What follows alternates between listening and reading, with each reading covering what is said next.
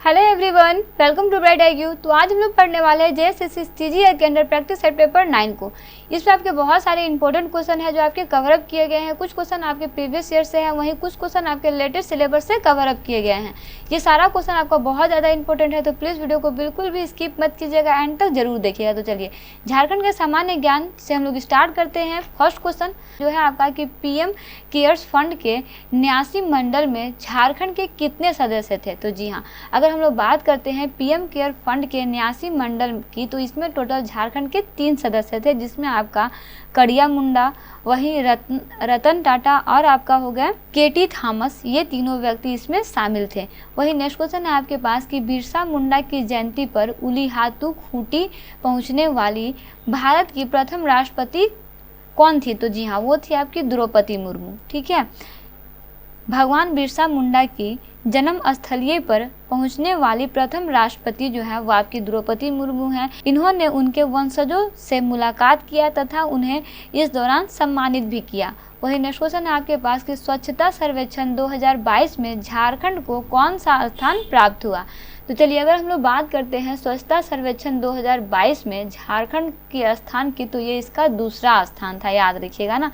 Details में समझते हैं तो आप याद रखिएगा कि 30 सितंबर 2022 को नई दिल्ली स्थित तालकोटा स्टेडियम में राष्ट्रपति द्रौपदी मुर्मू की उपस्थिति में केंद्रीय आवास एवं शहरी कार्य मंत्री हरदीप सिंह पुरी ने स्वच्छ सर्वेक्षण 2022 में झारखंड को 100 शहरी निकाय वाले राज्यों में देश के सेकेंड टॉपर राज्य का सम्मान जो है वो प्रदान किया। साथ ही साथ स्वच्छ सर्वेक्षण 2022 में झारखंड को सेकेंड टॉपर अवार्ड के साथ भी कुछ अन्य शहरों को विभिन्न कैटेगरी से सम्मानित भी किया। वहीं जिसमें आपके शहर चाईबासा हो गया, बुंडू हो गया, को आपका बेस्ट सिटीजन फीडबैक के लिए सम्मानित किया गया। साथ ही साथ इंडिया स्वच्छता लीग में झारखंड के 3 नगर निकाय, जिसमें आपका जमशेदपुर अधिसूचित क्षेत्र हो गया, मनरेगा और मेदिनीनगर को बेहतर प्रदर्शन के लिए सम्मानित भी किया गया। इसे याद रखिएगा।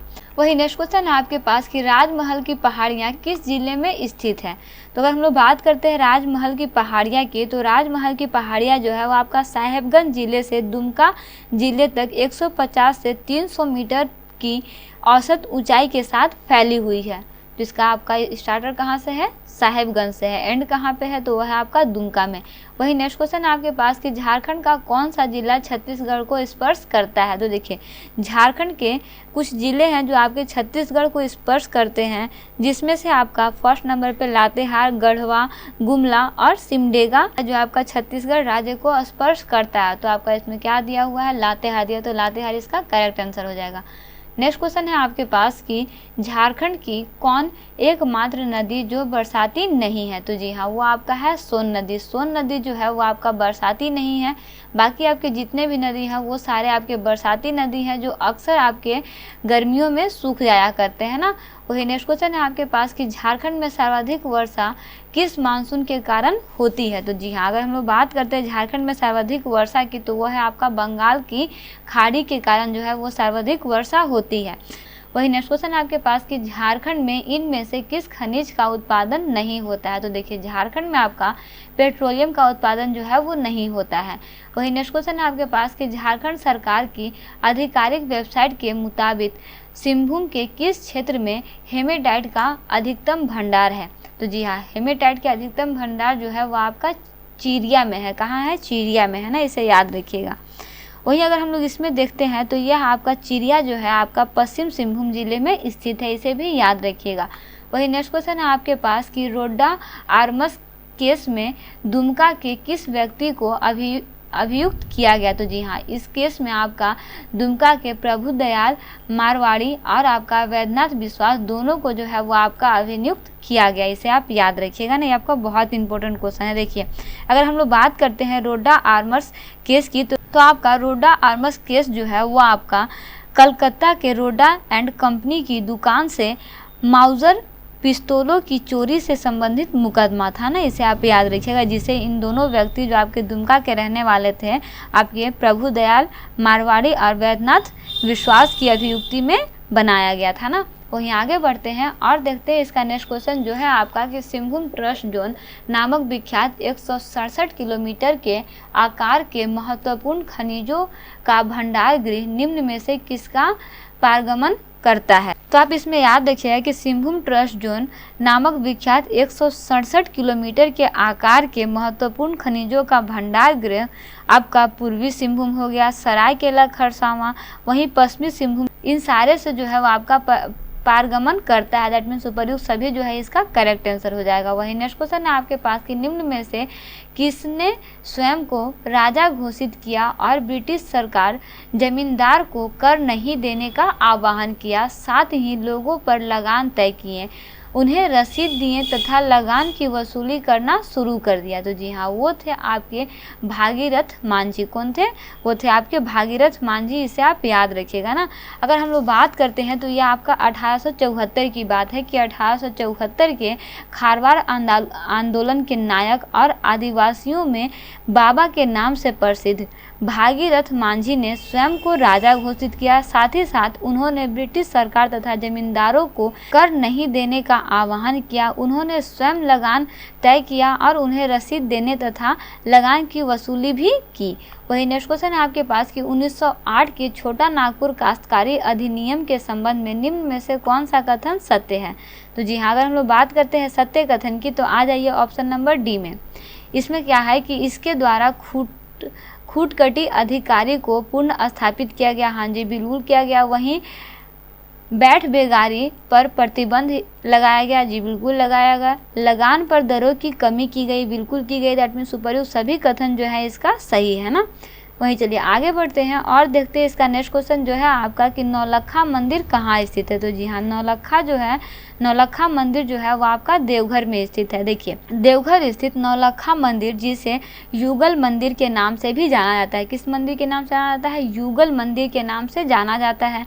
इसका निर्माण जो है वो आपका 1936 में प्रारंभ हुआ था तथा यह आपका 1948 ईस्वी में बनकर तैयार हुआ था। और बेसिकली इस मंदिर के निर्माण में 9 लाख रुपए की लागत रखी थी, जिसकी वजह से इसका नाम जो है वो आपका नौलखा मंदिर रखा गया।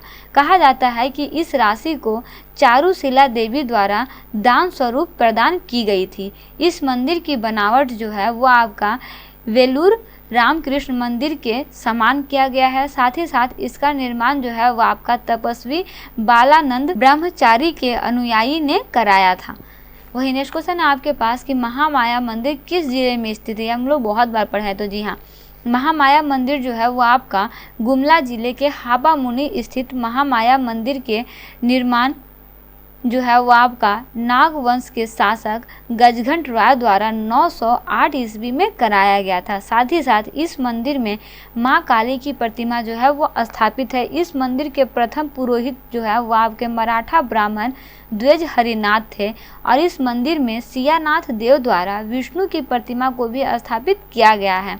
साथ ही साथ आप एक विद्रोह याद रखिएगा और ये डेट आपका इम्पोर्टेंट है कि कोल विद्रोह के दौरान इस मंदिर में तोड़फोड़ भी की गई थी। अगर कभी आए कि आपका महामाया मंदिर की तोड़फोड़ जो है वो कब की गई थी तो याद रखिएगा कि वो आपका कोल विद्रोह के समय की गई थी। हालांकि इसको बाद में पुनर्निर्माण भी जो है वो किया गया था। और एक चीज़ आप याद रखिएगा कि चैत्र पूर्णिमा के दिन इस मंदिर में मंडा की जाती है। क्या की जाती है? मंडा की जाती है। कब की जाती है? तो चैत्र पूर्णिमा में की जाती है ना।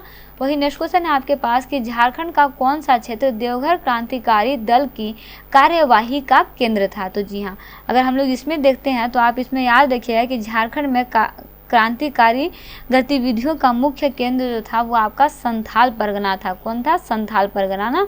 वही नेक्स्ट क्वेश्चन है आपके पास कि भारत छोड़ो आंदोलन के दौरान देवघर अनुमंडल के किस स्थान पर समानांतर शासन स्थापित किया गया था।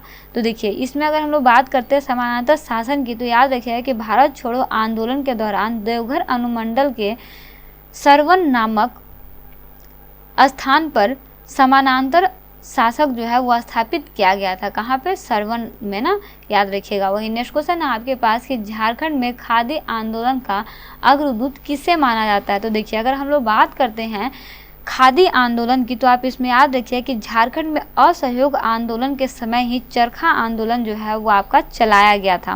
बेसिकली चाईबासा हो गया, जमशेदपुर, दुमका, जामताड़ा, देवघर, पाकुड़ आदि शहरों में डिपो भी खोले गए थे। साथ ही साथ इस काम में सर्वाधिक महत्वपूर्ण भूमिका जो है वो आपका सरला देवी का था। किसका था? सरला देवी का था। इसे आप याद रखिएगा।